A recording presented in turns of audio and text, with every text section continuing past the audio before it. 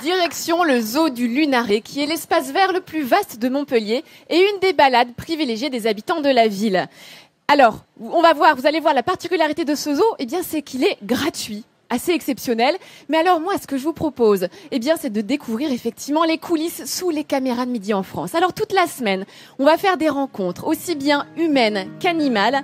On va vivre des moments d'exception qui raviront petits et grands et vous permettront d'en apprendre davantage sur la vie au quotidien du zoo. Des moments exceptionnels que je vous promets. Commençons tout de suite par le sujet du jour. Si je vous dis 115 tonnes de viande et poissons, 180 tonnes de fruits et légumes, 264 tonnes de foin... Vincent, buzzer, allez. C'est pour Vincent. Non, c'est pour nourrir les 1225 bouches, gueules, becs du parc animalier. Et alors, je peux vous garantir qu'au-delà de la quantité, c'est aussi la qualité qui prime et la façon dont on offre la nourriture aux animaux. 6h du matin au zoo du Lunaret à Montpellier, les pensionnaires se réveillent doucement en attendant leur petit déjeuner. Pendant ce temps, c'est le branle-bas de combat en cuisine. Fruits, légumes, viande, céréales, tous les aliments sont représentés comme dans un véritable restaurant. À la différence qu'ici, on trouve des rats en cuisine, qui seront consommés par des clients un peu particuliers, les caïmans. Là, je remplis la ration pour les caïmans à lunettes de la serre amazonienne. Donc leur fiche alimentaire est là. Sur ces fiches sont indiquées les quantités et la fréquence des rations quotidiennes. En respectant ces indications précises données par le vétérinaire, les cuisiniers soumettent les hôtes du zoo à un régime alimentaire strict. On a des fiches où là il y a des animaux, il faut vraiment que ça soit au gramme près. Il y a des petits individus, des petits oiseaux, des petits trucs comme ça, c'est vraiment au gramme près. Si le régime est strict, il arrive pourtant que certains animaux se voient offrir des petits extras. Valérie est l'une des soigneuses qui s'occupe des fourmiliers. D'habitude, ces pensionnaires sont nourris avec cette bouillie. Mais aujourd'hui, c'est jour de fête. Alors là, on va préparer un smoothie. C'est donc une gourmandise que l'on va donner à la femelle fourmilier. Faite à base d'avocat, de fromage blanc et de bananes, cette gourmandise n'est pas distribuée sans raison. Sous ses faux airs de peluche loufoque, le fourmilier possède de redoutables griffes. Par sécurité, lorsque le soigneur souhaitera prodiguer des soins à l'animal, il l'appâtera avec cette petite douceur dont le fourmilier est complètement fou. Au point qu'il ne veut pas en perdre une seule goutte, quitte à s'en mettre partout sur le museau. On recherche vraiment le bien-être de l'animal et le suivi. Ce qu'on veut donner au public, c'est la chance de pouvoir observer des animaux extraordinaires. Donc c'est pas notre but à nous, c'est vraiment pas le contact rapproché des animaux. Le but de Valérie, c'est au contraire de maintenir l'animal à l'état sauvage. Dans la nature, l'animal n'est pas nourri par l'homme. Il part seul, en quête de sa pitance.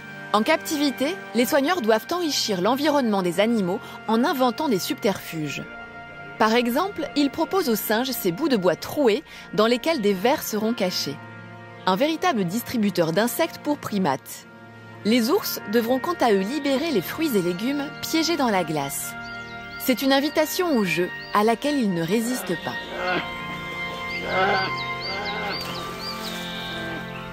Mais pour conserver l'intérêt des animaux, ces astuces doivent être sans cesse renouvelées. Il faut qu'on arrive à se creuser la tête, à trouver des nouveaux jeux ou des nouveaux moyens pour les faire, pour que ça change tous les jours et faire en sorte que pour eux ce soit intéressant et que ça développe d'autres comportements qu'ils pourraient avoir dans leur milieu naturel en fait. Donc non, c'est un pur plaisir de les voir comme ça. Au-delà du plaisir, l'équipe du parc a une mission, soigner. Et parfois, pour administrer un remède, ils vont utiliser l'alimentation. C'est le cas de la girafe. Cette mangeuse de feuilles à la langue agile ne refuse pas un petit apéritif quand il est offert. Dans ces branchages ou dans cette préparation de feuilles, il sera impossible aux soigneurs d'y placer un quelconque médicament. Caroline va donc s'y prendre autrement en proposant une bouillie appelée la barbotine. C'est des céréales qui sont cuites. Et le jour où on doit administrer un médicament, c'est plus pratique de le mettre dans ce genre de bouillie. Après un petit temps d'adaptation, les girafes en redemandent. Ça devient acquis. C'est une petite victoire pour l'équipe du parc. Avec le soleil, les pensionnaires du zoo du Lunaret se couchent en attendant leur prochain repas. Donc vous l'avez compris, hein, dans les zoos, on essaye de maximiser les comportements naturels des animaux, car finalement, en captivité, ça se limite à quoi? Ça se limite à dormir et à manger. Alors on essaye d'enrichir en permanence ainsi leur milieu, de façon à ce qu'ils ne s'ennuient pas et qu'ils ne développent pas des comportements inappropriés. Et alors, c'est également quelque chose que l'on peut faire chez nos animaux domestiques. Alors l'enrichissement peut, bien entendu, passer par un enrichissement alimentaire, un enrichissement visuel, un enrichissement auditif. Par exemple, pourquoi ne pas laisser Midi en France à votre chien quand vous partez la journée que vous ne pouvez pas regarder l'émission?